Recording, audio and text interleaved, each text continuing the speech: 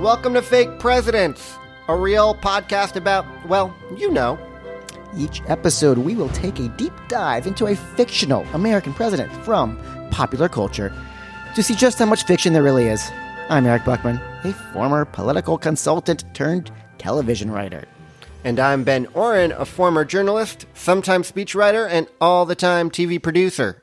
And at what point do we, add podcaster to our resumes? We've been doing this for 4 years now, nearly 4 years. Yeah, but it's not like we're professional podcasters. Like, the money that comes in from this, covers, the vacation to Hawaii. But, it doesn't cover, the main bills. It doesn't cover, the mortgage on our homes on Martha's Vineyard, our second homes. It doesn't cover, our personal drivers. It doesn't cover, the jewelry. How much do you tip your personal entourage? Do you have a tipper in your entourage who handles tipping for your entourage?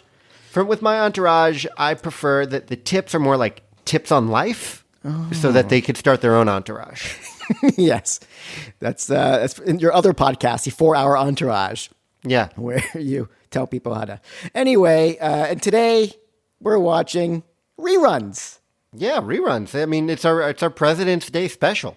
We always do something a little bit different for this holiday. The other night, I couldn't fall asleep. It was 2 a.m. I'm channel surfing. That's when you actually literally surf through channels to see what the man is serving up to you to watch on their timetable. I turn on the Hallmark channel and see an episode of a TV show that we will discuss.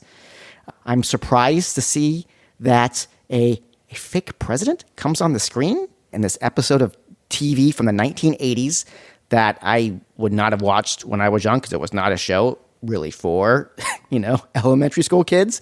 Dynasty, but Dallas, We'll get to what it is. We'll get to what it is. Okay. But I immediately texted Ben, you up? Because he knows when he gets a text from me at 2 a.m. that simply says you up, he knows exactly what that means.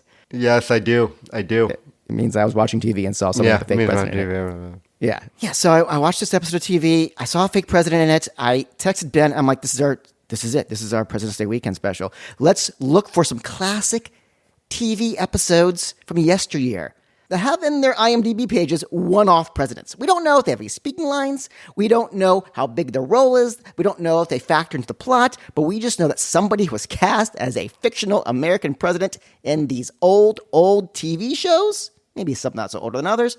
Ben watched 2, I watched 2, and we are now going to report what we saw. My name is Andrew Shepard, and I am the president. But before that, another late night text I sent to Ben. I was watching the movie The Creator on Hulu, and I'm pretty sure I saw a fake president. I feel like it's... I watched it last night. I watched The Creator last night. This is Gareth West? Edwards? You can tell when we've actually prepared to discuss something, and we have Look, not. We're just like regular people, just like you. We kind of remember stuff. We remember a word, and then we try to say it as confidently as possible. Let's just say, as usual, I'm right. It was Gareth Edwards who co-wrote the screenplay with Chris Weitz. It stars John David Washington, Gemma Chan, Ken Watanabe, and Sturgill Simpson. Well, I like Sturgill Simpson. Oh, and Allison Janney, of course, playing a badass military figure. Well, I didn't get that far. I'm just going to assume she was playing CJ. Well, possibly. Possibly, yeah. Okay, so we're going to talk about whether we should talk about the movie. Do you think there was a fake president in it? I only watched the opening scene. Yeah, the opening 10 minutes. The opening 10 minutes and the big action sequence also that came after.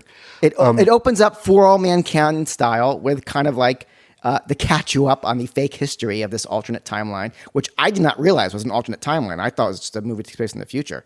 But no, they start in the 1940s. Yeah, catching up newsreel figuring out AI pretty early. Yeah, AI and robotics. You get to see all this historical footage of images from the industrial past of America, the mid 20th century, switched to a more information-driven age, the space program taking off, except you see all these robots mixed in with all the humans helping build things and launch shuttles and so forth. And then, of course, you lead up to a moment where you see a major American city getting nuked. Los Angeles. Followed by what looks to me like the president addressing a joint House of Congress on the anniversary, the 10th anniversary the 10-year movie. anniversary of the attack, of the destruction of Los Angeles. And here's the thing. I don't know if it's a president. It's definitely an American leader, because this man is dressed in full military uniform. See, that's so what do makes we have a president anymore in this movie? In the credits, he's just listed as American general. But because he's the one giving the address to both houses of the Congress and presumably all of America on the anniversary of this, I originally took this as an American president who represents, because normally when, like in Eisenhower, when a general becomes president, they ditch the uniform when they're like speaking as president.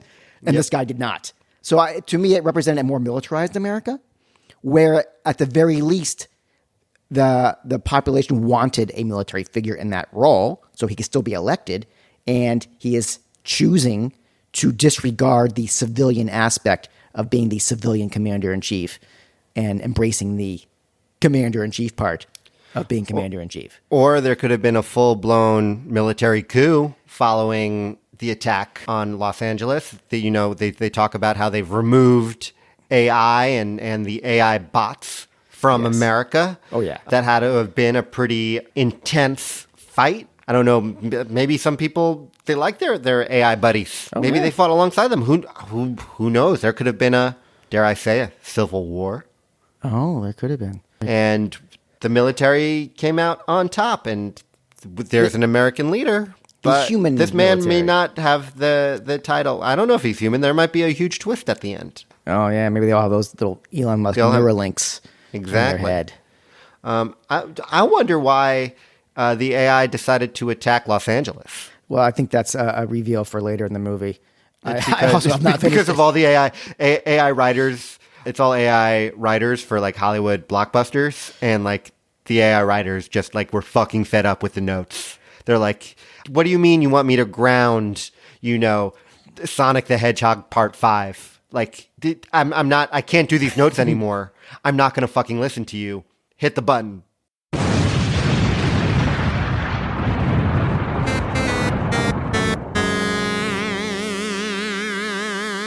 Okay, so ultimate verdict on The Creator. Can we cover this movie, Ben? Is there a fake president in it? Or have we just said all there is to be said? I think we just did it. You think we just did it? Okay. Yeah. So speaking of things that we've done, we've also watched some TV. For all of the people who do not read the notes of the episode who want to know what TV shows we watched, I'll get this started by saying the show that I watched that I was shocked that had a fake president in it, because my memories of this show as a child is that despite the fantastical premise, it was grounded in our reality.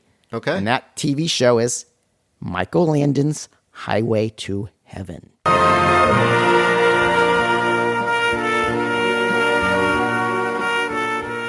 Anyway, I watched Highway to Heaven, and I was shocked in this episode I was watching. It's season 5, episode 13. Why did you stop on this episode?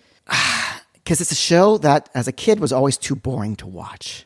Like, when you're an elementary school student and you're flipping through the one of the 3 or 4 TV channels that you have growing up as a kid in the 80s, and your choices between watching Michael Landon be an angel talking people through the process of death and grieving, or finding what their true purpose in life is to like, I don't know. He helps people through personal crises as an angel, and he doesn't really use any angel powers, except occasionally he does the Jedi mind thing, or he can make someone open a door or let him in. Yeah. And your options watching that are like Silver Spoons. Or whatever 30-minute sitcom is on opposite it on a different channel. Yeah. That's where I go. Because Ricky Schroeder, he's my dude. He's a good guy. I haven't caught up. I haven't really checked what he's been up to recently. Let me check what he's said about things. Typey. Oh. Rick. He changed his name to Rick. I guess that's the most disappointing thing about him. I'm not going to read anything else. No more Rickies. Now, Rick. Where was I? Oh, yes. Season 5, episode 13. The episode was titled Merry Christmas from Grandpa, and all that showed up on the YouTube TV's, episode summary is Jonathan, which is the name of Michael Landon's character. He helps, it's something simple he helps 3 wealthy men on the Christmas Eve. And the episode itself, I kept watching only because I hadn't really seen the show, and it was an HD transfer, and I always get hooked when I watch a good transfer of an 80s TV show that I hadn't seen before. I figured maybe it'll put me to sleep. I guess I should give a little background on this series. The series ran from 84 to 89, 111 total episodes. The last episode was intended to air as a Christmas episode, which is the one I watched. It's called Merry Christmas from Grandpa. But one thing I learned is that most of the last season was shelved and re-aired in the summertime. So this episode, meant to air in the fall of 1988, was not aired until the following summer, which meant that this Christmas episode wound up airing on, can you guess, Ben? August 4th, August 1989. 4th. Christmas in August. Yeah. The episode itself, it's basically just a reverse Christmas Carol. Instead of 3 ghosts, I guess it's technically 4 ghosts, visiting one rich guy, this is one ghost, Angel. I think they do establish at some point that he was actually alive at one point, so technically he's a ghost. Okay. Anyway, one ghost visiting 3 rich guys. How's that for a twist? I mean, rich guys need all the help they could get. Yeah. The first rich guy is like a live-action Mr. Burns type who's building a nuclear power plant on the cheap. And Michael Landon goes to him to warn him that the power plant he's building could be the next 3 Mile Island. And they invoke 3 Mile Island a lot in this segment. And when Mr. Burns, so I'll just call him, I don't remember the character name, he kicks Michael Landon out of his house. And then he has a vision of the future, all the way to the year 2018. Ooh. Where he learns that his great-grandson has been Chernobyled by his own faulty nuclear power plant. Oh, you don't want to get Chernobyled. No. The second segment, the angel, Michael Landon, he visits in like an industrial farmer who refuses to stop using, certain pesticides that Michael says is poisoning the groundwater.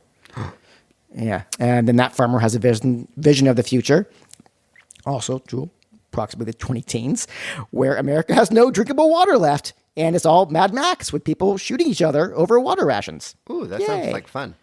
Yeah. And it should be noted that these aren't really just visions. According to Michael Landon, this is what will happen if these people do not change their ways. Yeah. Wait, so is this throughout the entire series? Can he just give people visions? No. Apparently this is a new power because he has his friend, the pilot. Up. And the pilot, he befriends a former cop who becomes his like human mortal sidekick who helps him do things. And this person's like, well, what are we doing? Where is this now? He's always asking the audience surrogate questions. Yeah. So, yeah, this is a new power for him. So that takes us to the third segment where he visits the U.S. president in the year 1988. What is his name? His name is the U.S. president. Oh, okay. Catchy. He's played by an actor named Mark Roberts. He's a journeyman thespian who most notably did guest appearances on TV shows over his multi-decade career. My favorite credit of his, when he played a doctor on a mid-70s medical show called Doctor's Hospital. Based on a popular book series called Doctor's Hospital. That just reminds me, it's like Children's Hospital. Yeah. The hospital's named after something children's. I have to wonder if maybe that was part of the inspiration. Because it was on, not only was it on in the 70s when I think a lot of the people who created Children's Hospital were still alive and watching TV in their youth, but I have not seen the show. Anyway, so the actor, he's 67 when this episode was filmed. He's got this generic older white guy look.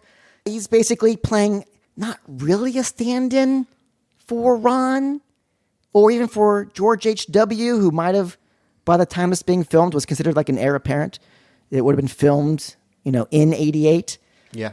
Amidst the presidential campaign. And so this segment, it opens up first with a very bad still image for an establishing shot. So remember earlier when I said it was a good transfer from HD? Yeah. Not the establishing shots. And then in this segment, we first meet the president. He's watching TV in his bedroom in the White House while the First Lady sleeps. He's watching War of the Worlds, the 1950s George Powell version. He wasn't watching like the 2004 Steven Spielberg version? No, that'd be cool. It's late. He's dozed off when all of a sudden Michael Landon's angel character appears on his TV and wakes him up. And the president changes the channels, trying to see something else. And Michael's on every channel. In fact, he says, you can see, I'm on more channels than you are when you make a speech. Oh, he's sassy with the president. Sassy Landon. Yeah. And then for some reason, Michael chooses to now appear in physical form for the president. So the whole TV thing was just to get his attention. I guess if he just appeared there in person first, he would just call the Secret Service in to shoot him, I guess. And so by starting with the TV, he gets to, establish that something supernatural is going on. Anyway, so the angel appears in the master bedroom of the president, and he immediately puts some sort of spell on him so that the president can't stand up. He paralyzes the president. And while the president is trapped in the chair, Michael Landon asks him, "What if I told you that a force more powerful than you can imagine was coming to destroy the earth?" And I'm hooked. I'm like, wow, this is the opening of like a Michael Bay movie. Or this was like FDR in the 40s. Yeah. Maybe that's why he's a Because he can't stand. Not polio. He got Landon. And the president responds, I'd notify Congress and I'd call together all the world leaders. and Landon says that the force is already here. It's been here for some time, growing stronger. And then the president grows even more alarmed. Where do they come from? And Michael Landon says, from here, from Earth. We are the force that's destroying the earth. And now a show that's literally about an angel that goes around helping people probably gets the preachiest it's ever been, over 111 episodes, as it goes in through all the ways that us humans are destroying the planet. We're polluting our rivers and our oceans, turning them into seas of poison. We're destroying our ozone layer. We're creating millions of tons of deadly nuclear waste with no notion how to dispose of it. Our rainforests are disappearing at the rate of 50,000 acres a day. Our oxygen supply lowers with every minute. And that's when the president says, I've already formed a committee to look into things. Yeah. And Landon says, committees do nothing if money gets in the way. So greed trumps political power. And when it comes to doing good for the environment. So the president's like, well, what am I supposed to do? And that's when Michael Landon says, declare martial law. not quite. He tells the president to make a speech to tell all the people to come together in the name of peace, to be the true caretakers of the planet for the next generation and the generation after that, or else there will be no more future generations at all. Whoa. So make a speech. That's Did your you thing. get to hear the speech? Did he give the speech? Did And we then hear the London- speech? and then Where my- were the writers? And the writers, when they're like, wait a second. Does that mean we have to write the speech that'll save Earth? Well, Like, remember for at this point, he knew that that the show was ending in an election year, and I truly believe Michael Landon was speaking to both George H.W. Bush and Michael Dukakis and saying, "I'm letting you know what's out there. It's up to you to do what's next." Because he disappears right before the president's eyes, and that's when the alarmed POTUS starts yelling for him, "Don't go! Tell me more! What's going on?" And that wakes up the first lady. Okay. And then, and the president tries to tell her, "There's a man just in here telling me about like the environmental going blah blah blah." I don't know why I'm doing a Seinfeld right there, but yeah. What's the deal with that guy? And the first lady says, "Oh, you just had a nightmare." Now that's what you get for reading ecology reports before bedtime. From now on, I'm only letting you read how well the economy's doing. You'll sleep like a log. Come on to bed. It's the first lady. So she's immediately, don't worry about the environment. Focus on what you're doing. Money. Yeah.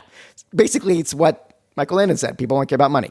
So he was calling out the first lady for that. Anyway, so she convinces him to ignore the warning that he She's received from this like the angel. Lady Macbeth of it all. Yeah. And it's like, you go to bed, and they go to bed together, and there's this wicked sex scene. It's crazy. They go to bed, they close their eyes. Oh, and as they're falling asleep, she tells him, remember, it's Christmas Eve, you'll need all your strength for tomorrow when we have a White House full of grandchildren. No. Yeah. And the president and first lady are falling asleep when their bedroom door bursts open. It's not the Secret Service warning of some impending, disaster. It's many dozens, hard to keep count. There's a lot of children dressed in angelic white robes, humming Silent Night.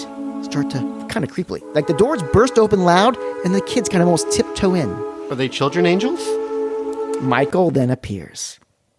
And this is when the president This is when the actor, I think, flubs a line because he like elbows the wife.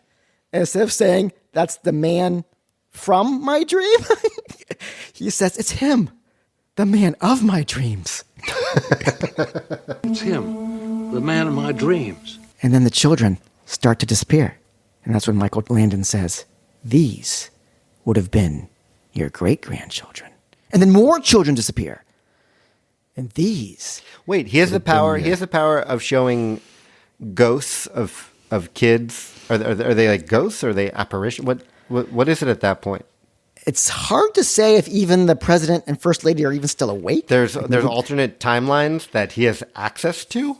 Well, yeah. My guess is because of his angel powers, he's showing them actual children who are not going to be born now. So it's also kind of a pro-life message, I guess.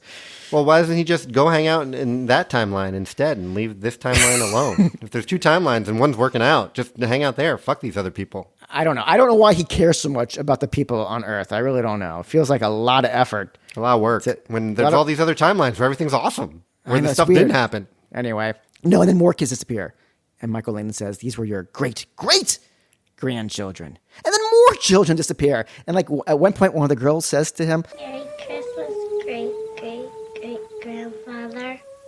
And then she disappears. And so basically, the president's like, what's going on? What is this Children of the Corn crap? This is kind of freaky and creepy and scary. And Michael Landon says, the world died, Mr. President. You did nothing to stop it. They were never born. And they all have blonde hair and blue eyes, by the way. It's super creepy. And the president says, it's not in my hands to stop it. And Michael Landon says, it's in the hands of all men. And then he goes, as we hear a little Hail to the Chief play as Michael Landon exits. And then we don't know what the president will do because the show was canceled. And I think that was by design. He knew it was the last episode. He was hoping it'd air on Christmas. He hoping it'd air closer to the election. Or it could have been a spinoff where it's like the president and has an angel advising him throughout his candidacy.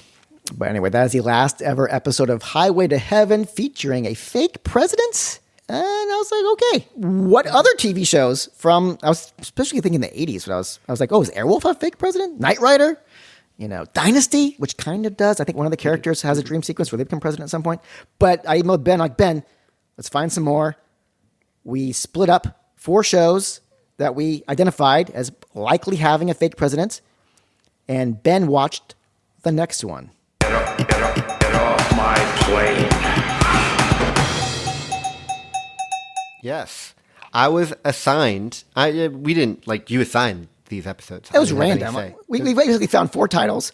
The royal we. You found the titles. Google found the titles. Yes. Wikipedia found the titles. I just had to look in the credits to see if there's someone credited. And so I sent Ben a couple shows, and neither of us knew what we'd find beyond that. So I was given an episode of Seaquest DSV. The 21st century, mankind has colonized the last unexplored region on Earth, the ocean.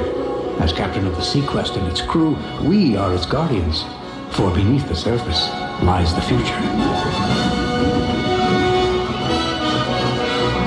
An episode titled Better Than Martians, which was from their first season, episode 14.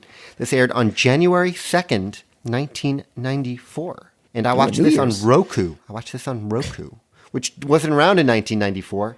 It originally aired on NBC. So I don't know if everybody remembers the show. I'm sure most people don't. I do. So I'm sure you this seems right up your alley. But this is the wiki, the shortened wiki description of the show. Seaquest DSV is an American science fiction television series created by Rockne O'Bannon. It aired on NBC between 1993 and 1996. In its final season, it was renamed Seaquest 2032. Set in the near future, the year 2018 in the first season, Seaquest DSV originally mixed high drama with realistic... it doesn't have quotes. I'm going to put quotes on realistic science fiction. The first 2 seasons star Roy Scheider as Captain Nathan Bridger, designer and commander of the naval submarine Seaquest, DSV, with the ship prefix standing for Deep Submergence Vehicle. Not submissive vehicle? Not submissive. Maybe some rooms. Maybe they have some special rooms there. But this episode, better than Martians. So the one-liner is, a space capsule returning from Mars crash lands in the Atlantic and begins sinking. I did some research ahead of time. The president is being played by Stephen Williams. He's a character actor. Long list of credits. Mostly TV. Wait, 21 Jump Street, right? 21 Jump Street, yes. He did not play the Johnny Depp character. No, I'm he's sure not. some of you guys are thinking that it could be the Johnny Depp character or the Michael DeLuise character. He was neither of those characters. He was the grown-up. Ice Cube character. Yeah. Yeah. I mean, when you say Ice Cube character, you mean in the remake. In the movie, in the remake. That they did. They had a character played by Ice Cube. So I start watching this episode. I know nothing about this show.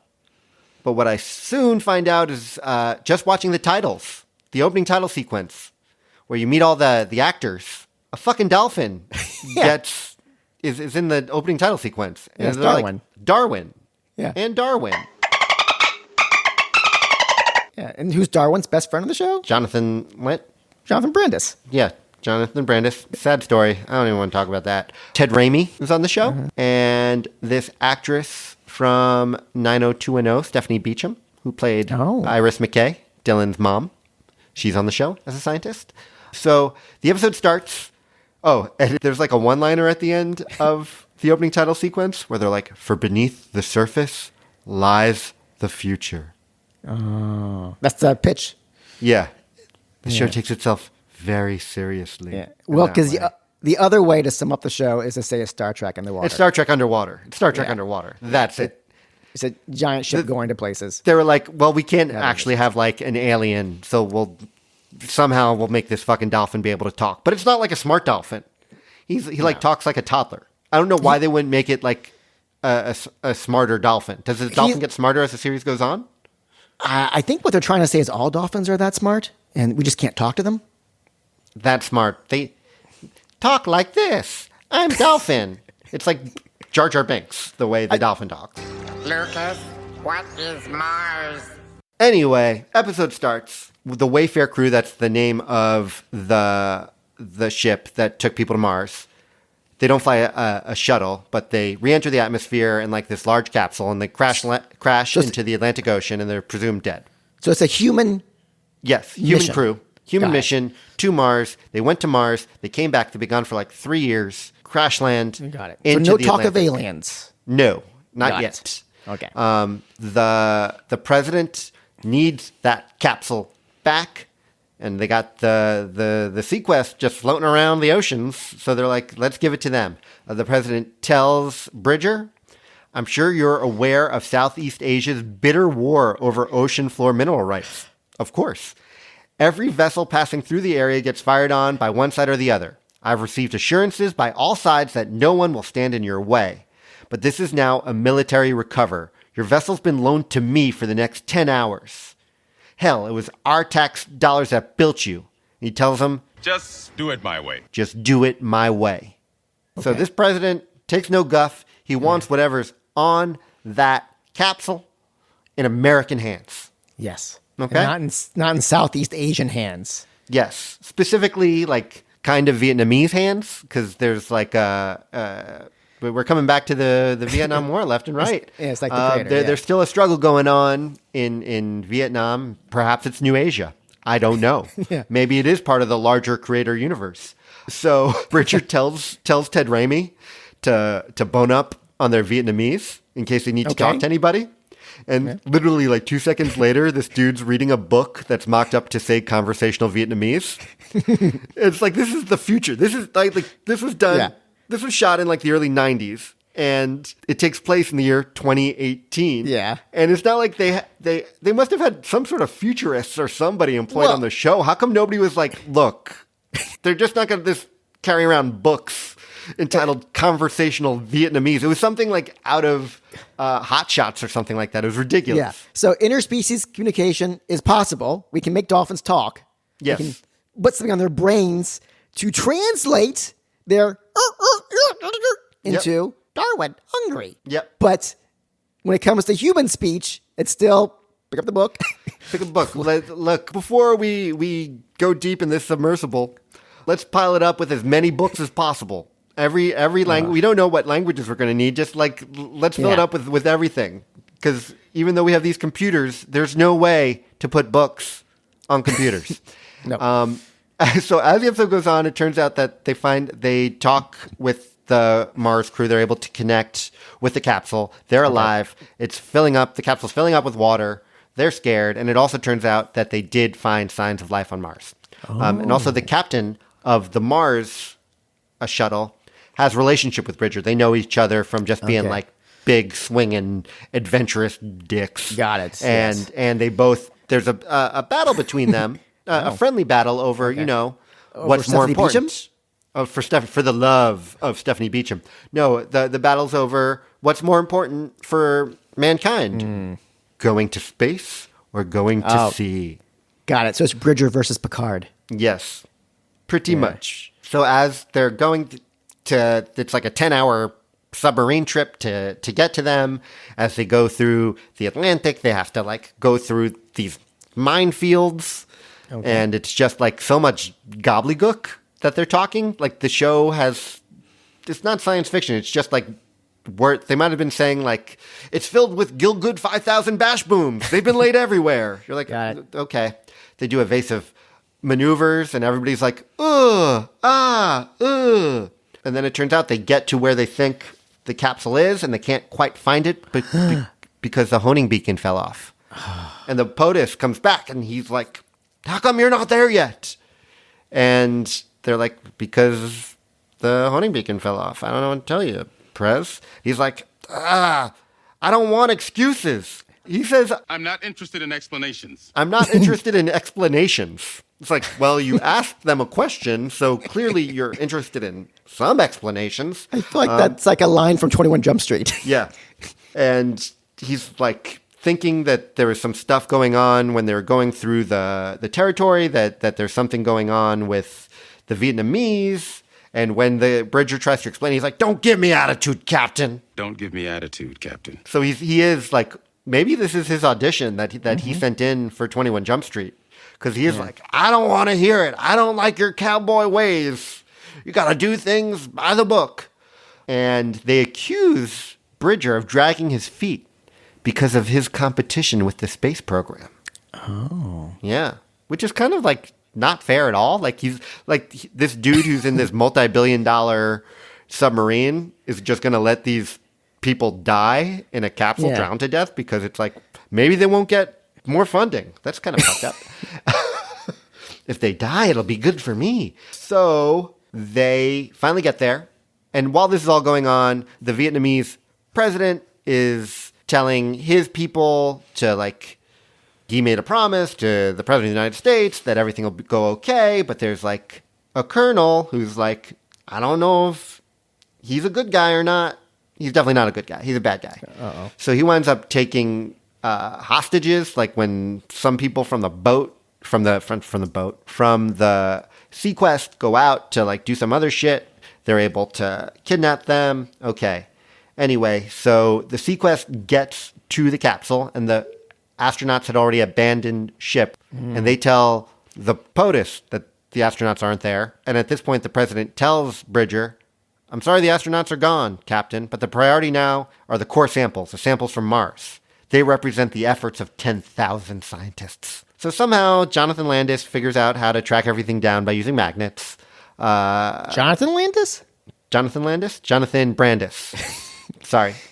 Somehow Jonathan Brandis figures out how to track everything down by using... Max Landis? Max Landis. I don't know other Landises. They track him down. The Seaquest gets the core samples. They're attacked by Vietnamese. Underwater, there's an underwater fight. That's Ooh, cool. Yeah. Fast moving? Fast moving. These guys... No, it's like the slowest. They're like glub, glub, glub, glub. And it seems like the Vietnamese are going to take out our Seaquest heroes. Uh-oh. But they are saved by none other than Darwin, the talking dolphin, who pokes them with his snout. And somehow he has enough snout power to push him away. Aw, Darwin. Yeah. Darwin, do good. Is that what it says? Darwin, do good. So the president finds out that his colonel was doing shifty shit, fires him, gives back all the astronauts who were also taken in by the Vietnamese, and the other people from the Seaquest, they come back to the Seaquest. Everything's good, and we find out the core samples. You know what they found on Mars? No, what? Snail shells. They found fucking snail shells. Like human? Like Earth snail shells that were there by accident? No, who knows? Oh, alien Martian snail shells. Alien Martian snail shells. Cool. Yeah, on Martian snail shells on the seashore. I feel like they're setting up like meeting like shell type, like crustacean type aliens that they could encounter. Maybe that's what happens in Seaquest 2032 down the line. And Mars oceans were drying up, so the crustacean Martians came to our world. Yeah. To colonize our oceans. The show ends with like a little conversation between Bridger and the dolphin. Okay. And Darwin's just like, no more torpedoes. And then he says something about Skyman. Skyman? Oh, Skyman. The astronauts? The astronauts, yeah. Darwin. Yeah. So we don't see any more of the president, but I'm trying to think, like, what does this say about the early 90s? And I guess there is like a legit debate about how much funding should go to like deep sea exploration versus deep space. At that point, we basically had stopped going to space. It wasn't important anymore post-Challenger. Yeah, we had a shuttle program, but no ISS yet. And so basically we'd go to space for like a few days at a time to do the occasional experiment. But yeah, there wasn't any humans like permanently stationed year round up there. I think there are definitely answers about like life and meaning can be found in both places. You know, the C team does though have the talking dolphin, so they're more impressive. Like they didn't, like the Mars team, how come they haven't given the little helmet to like a chimpanzee or to a gorilla to work with them? Huh? Only works with sonic waves, maybe. Yeah, I guess so. Or maybe to the Seaquest people, monkeys are just dumbass animals. Well, and to bring it back to the president, as we brought up, he played the Ice Cube character, so therefore I guess we all know that this is a black president in the early 90s. Well, but in 2018. In 2018. That's true. So maybe he didn't have a name. So you know how The Simpsons got a lot of credit for predicting President Trump in an episode. So perhaps Seaquest maybe predicted President Barack Obama. Maybe that was Barack Obama. Yeah. Still in office in 2018, going to his third term. You can't be fucking perfect all the time with like your predictions. Like if you're off by a couple of years, I'm going to give it to you guys. Oh, you got close enough. The meme now for The Simpsons is that they predicted the Apple Vision Pro. They did? Because they've done some VR headset jokes over the course of their 35 seasons. Yeah, over 500 episodes. Simpsons did it. Wow. Well, you're right, Ben. That show was up my alley. Yet I don't think I watched it beyond the 2-hour pilot. So I did not see that episode. They're all available. They're all available on Roku. Roku. Not Quibi, but Roku. They have Quibi shows, but it's Roku. This is a presidential favor. Can we bill Roku for that? That was a pretty good commercial. Yeah, well, you got to pay your entourage somehow, Ben. Yeah. Wait, if we just billed Roku, if we just sent them an invoice, do you think they would pay? Do you think there's somebody there just like, fuck it, it's like $500, just pay them. It's not worth it. Yeah. So that's the Seaquest, the president on Seaquest. Wow. My main memory of that series is that because Spielberg was behind it, and he launched that show at the same time he launched the restaurant Dive here in LA, a submarine-themed restaurant. Ooh. You never went? No. Because we actually visited in the summer of 94 while Seaquest was still on the air. The restaurant had just opened, and the way it worked is it was in Century City Mall, and you go in there, it was submarine-themed, and like every 15 minutes the whole restaurant would dive. You know, and so simulate you going underwater. I would legit watch a TV show about the people who worked at Dive. Yeah. Like a fiction. I like that's a show I would watch in 2 fucking seconds flat, and I'm all in. An early 90s show about actors trying to make it in LA who think they got the gig of the lifetime working for Steven Spielberg, but it's actually at his restaurant, Dive. Eric, there has to be something there. Has anybody done a podcast about Dive? That'd be a good name for a podcast on like failed restaurants. I would do the research for it. You want to do a spinoff? We could do a spinoff about dive. You have the personal story. I've been there. Yeah, you've been there. You have. That's how all you have the good podcast voice to be like. It was the summer of 1994. We came the summer of 94. I remember because that was the summer that Speed came out. And the reason why we were at Century City Mall is because as soon as we landed, we're talking to some people at the hotel, and they're like, have you seen Speed? And my mom and dad were like, no, why? I was like, well, now that you're in LA, you have to see it. You'll have a better understanding of the movie now that you've actually been in a cab from the New York. Eric, save it for the podcast. Yeah. Save it for the other podcast. The other podcast. Okay. Coming soon. Some fun dive-related pun. Speaking of dive-related puns, you think when the show got canceled, the TV critics wrote that Seaquest was torpedoed? How dare you come into this office and bark at me like some little junkyard dog? I am the President of the United States. Well, okay, so then the show that I got randomly assigned was not a voyage to the deep sea, but it was a voyage into space, but not Star Trek. It was Lost in Space, the original 1960 series that ran from 65 to 68. They produced 83 episodes. Well, 84 technically, but we'll get into that. The show was created by Irwin Allen, who'd go on to become known as the master of disaster in the 70s when he would produce epic disaster movies like The Towering Inferno and The Poseidon Adventure. Lost in Space, if you haven't seen either the 90s reboot movie or the 20-teens reboot Netflix series, it's basically Swiss Family Robinson, but in space. It's about a family gets lost in space. The Robinsons, they're a scientist mom and scientist dad, and they have 3 precocious kids, teenage Judy, tweener Penny, and single-digit aged Will. And they're joined, of course, by a robot and a pilot. Ooh. And a stowaway, Dr. Smith. Their ship is called the Jupiter 2, and in the pilot in the first episode, he sneaks aboard the Jupiter 2 to sabotage it for an unknown entity, only to get trapped on the ship when it took off. In fact, his presence is the reason why it gets lost, because the ship's engines didn't account for his weight. And he's not a very heavy guy, but and so the calculations are off and they get lost in space. And the reason why I'm talking about the pilot is because that's the episodes that I watched, because that's where the president is. Because I'm not here to talk about the creepy, weird relationship between the elder Dr. Smith and the young boy Will. I'm here to talk about the U.S. president, who I first encountered when I inadvertently watched the unaired pilot of Lost in Space first. Not the aired canonical pilot, because Hulu, for some reason, has the unaired pilot listed first with a big number 1 next to it. So if you watch episode 1 on Hulu and then episode 2 on Hulu, and I know because that's what I did, you basically get the first 15-minute segment twice with some differences. They have the same beginning. Both pilots open in the future with the launch of a spaceship to ensure the future of humanity. The Earth is overpopulated and reaching a breaking point. Resources are dwindling. The species of humanity cannot survive on this planet anymore. A habitable new home is needed. That does not include Mars. You can't move billions of people to that barren wasteland.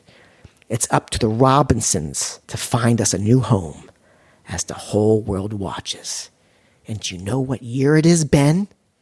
2018? 1997. Okay. Not even in the 20s. Did not make it to 2018. And we meet the president when he appears on TVs, presumably across the globe, but we just see the TV in mission control because the first 15 minutes of the pilot pretty much takes place in Florida at Cape Canaveral as everyone's preparing for the big launch. Ladies and gentlemen, the President of the United States. Fellow Americans, friends all over the world. And he's there to say a few words, to address both the astronauts, the family Robinson, and the world too. And this president is played by an actor named Ford Rainey, an older white guy. Go figure. Anyways, we meet the president. He gives a speech. He talks about the explosive increase in population of the planet, how critical this mission is, before saying that none can predict the outcome of this audacious venture into the stars. To those who have staked their lives upon this bold expansion of man's horizons, I humbly say, go in peace. The prayers of mankind are with you. Here's the thing. If I had just watched the aired pilot, I'm not sure I would be able to discern anything noteworthy about how good of a job this president's doing. Like, it's a pretty standard fare speech for such a big mission. You know, we kind of get the sense that there's a space race among nations to launch the first interstellar mission and to start the process of emigrating to this new planet. Now, is it emigrating or colonizing? I'll let you, you can judge what they're really planning there. I guess it depends on if there's intelligent species already there. You're colonizing if they're already there. Wow. Why do they have to be intelligent? Wow. I'm just saying. I don't know. Some major speciesism going on here. And so America is the first to launch. So we can give this president credit for getting that going, I guess. But of course, the launch then gets sabotaged by infiltrators, presumably working for one of the other nations. So I guess that's bad, especially because as far as mission control and the people of Earth are concerned, the mission fails. I mean, they get lost in space because they don't know where they are, and everyone on Earth thinks that they have, gone kaput.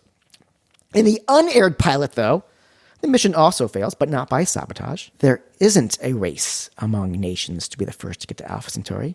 And the pilot, the original unaired pilot, we get to see a little more of the president's speech, and we hear more clearly that the president is speaking on behalf of a unified planet, where all world leaders have come together to solve the problem of dwindling resources together.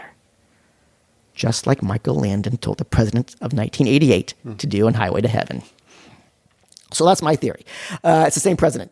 In 1988, he gets visited by an angel, warned of the dangers of what we're doing to our planet. And actually, let's say it's not 88, let's say it's 89, since that's when the episode aired.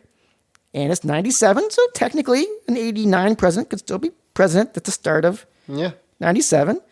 And the president's solution was to launch a family, including 3 minors, out of the solar system.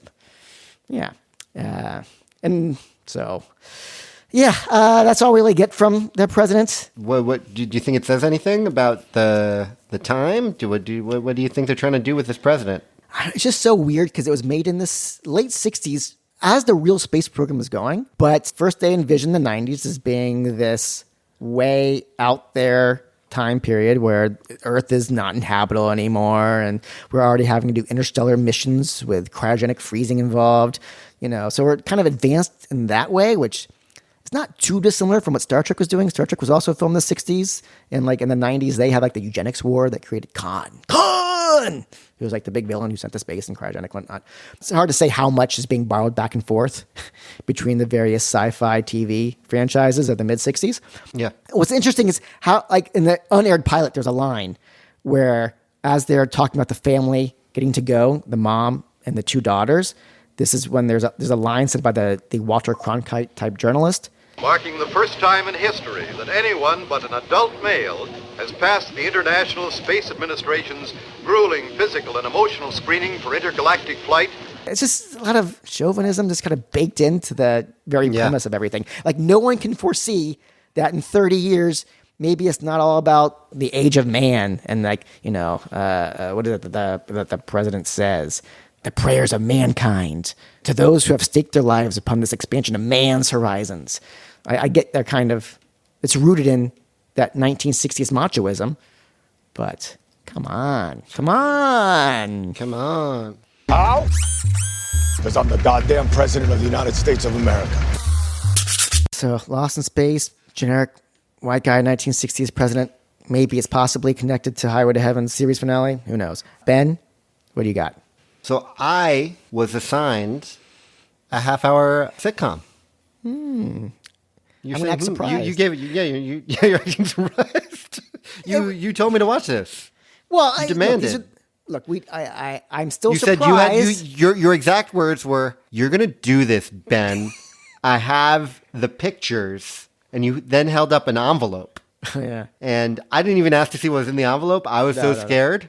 I didn't ask enough questions, and I didn't think about it until it was too late, and I was already watching what I was assigned, which is Sabrina the Teenage Witch. Which one? The sitcom that aired on ABC in the late 90s into the early 2000s. I watched an episode called Humble Pie, which was from season 6 that aired on December 7th, 2001. December 7th.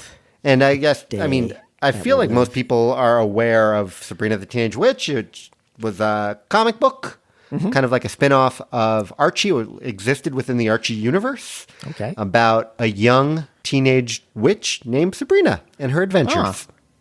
And so it's December 7th, 2001. So not only is it on the anniversary of the attack on Pearl Harbor, but we're just a few months shy of 9/11s, which I'm sure... Yeah, let's see everybody get into your mindset for how you were feeling in late 2001 and how we needed Sabrina, because we needed to smile and we needed to believe that sometimes all you needed was a potion to make everything better. Yes, sometimes you just needed to say the right combination of words and everything could just improve. You know what I mean, Eric? I do know. In December of that year, we had America's Mayor and we had America's Witch. We have Sabrina.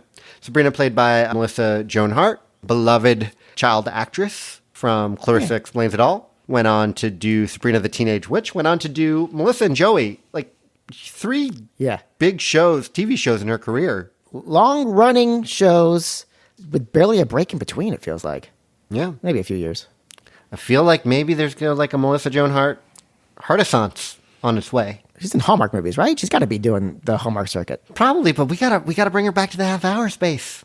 Anyway, for this episode, the log line is Sabrina and her roommates discover that Morgan didn't pay her portion of the rent when the housing office sends a student to replace her in the house. Eric, who do you think that student might be? The president? It's not the president. Maybe the first daughter. Oh. Or the first son comes in, and then maybe the president comes in and magic ensues to solve some problems. But we would be wrong in thinking that, because that did not happen. The president in this episode is played by Jeff Pearson. Okay. And the person that the housing office sends is just a random student. Okay. Because Sabrina's best friend, who's like a Richie Rich girl, hadn't been paying her bills. Uh-oh. The president, played by character actor Jeff Pearson, who we know from such shows where he's played the president before. He's played the president on 24. He was President John Keeler in season 2 or 3. He was a former president on Designated Survivor. Really? Yes. Eric, in the movie Windy City Heat, which is, to me, one of the best comedies of all time, one of the best pranks of all time.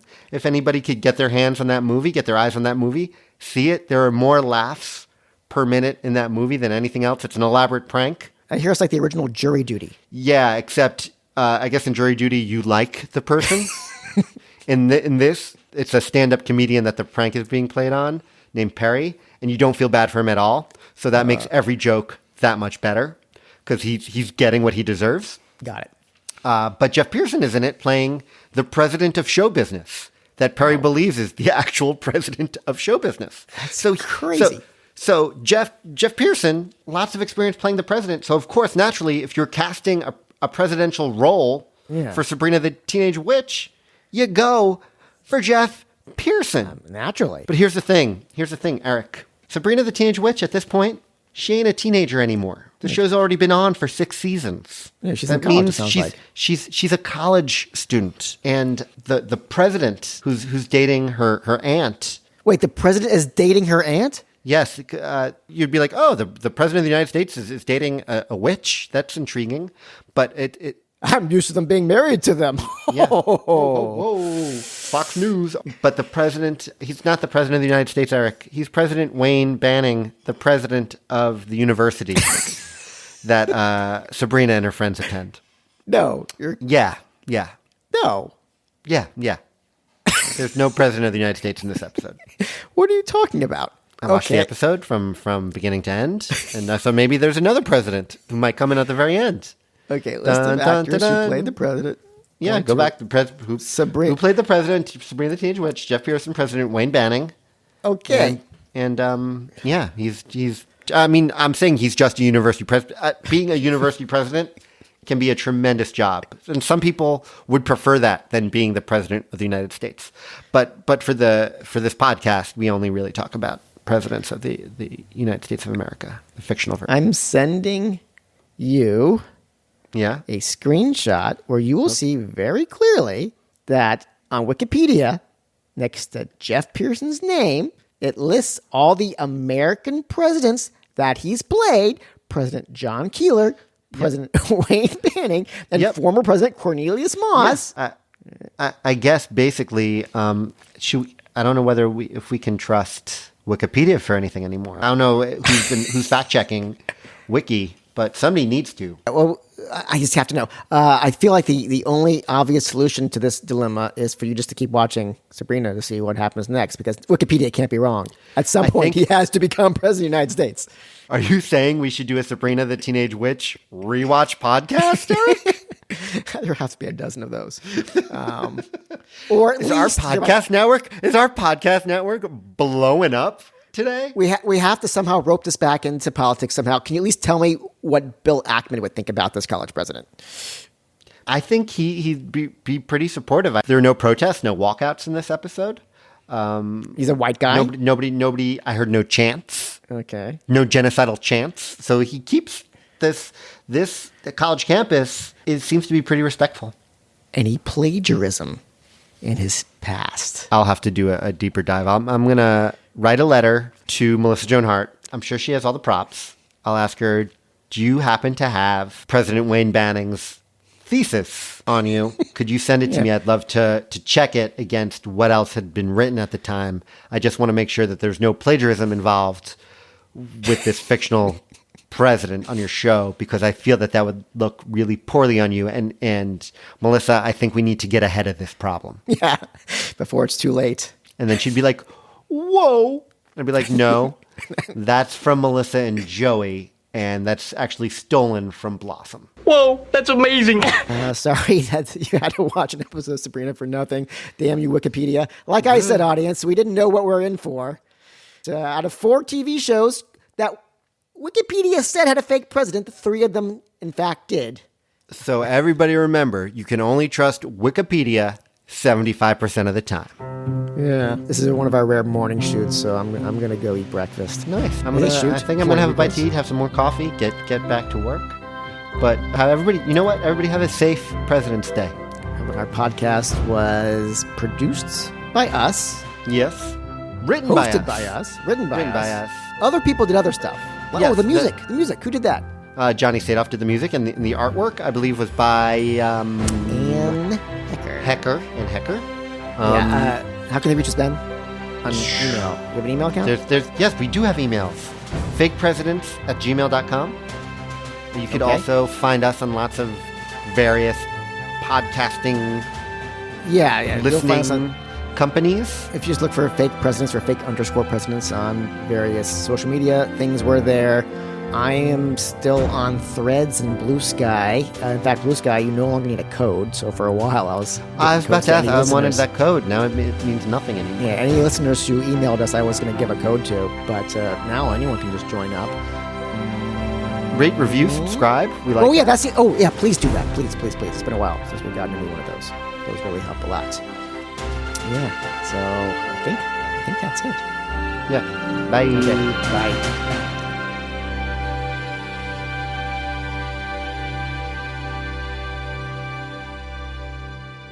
I was surprised when you said that there's a fake president on this show, because doesn't take place in is it Old West? No, you're thinking of Little House on the Prairie. Oh, Highway to Heaven. It's where he's the angel. Yes.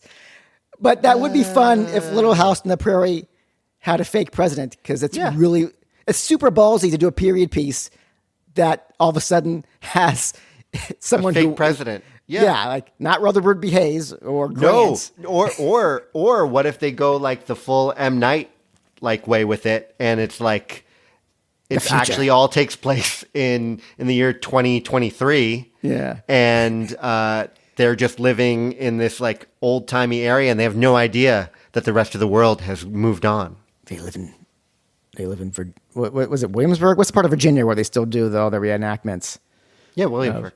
Okay, I always get that confused with the part Busch Gardens of. is. I always get, but there's also a Williamsburg and Brooklyn where people dress up in old timey clothes too. They do. They also dress up in old timey clothes in Brooklyn.